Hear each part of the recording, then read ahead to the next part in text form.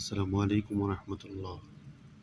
আজকে আছি মদিনা এয়ারপোর্টে। হাজিদেরকে ইফতারির আয়োজন করেছেন মদিনা এয়ারপোর্ট।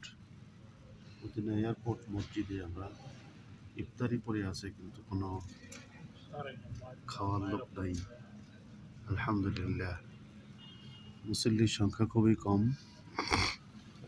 ইফতারি নিয়ে বসে আছেন। ও মাথায় অনেক মুসল্লি।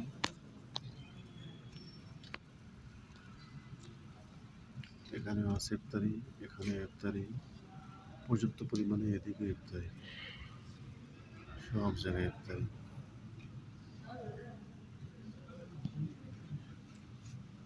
বক্স বক্স রেখে দিয়েছে ইফতারি।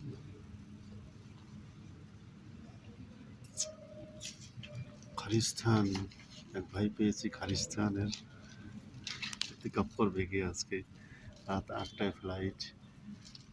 খালিস্তানের মানুষ।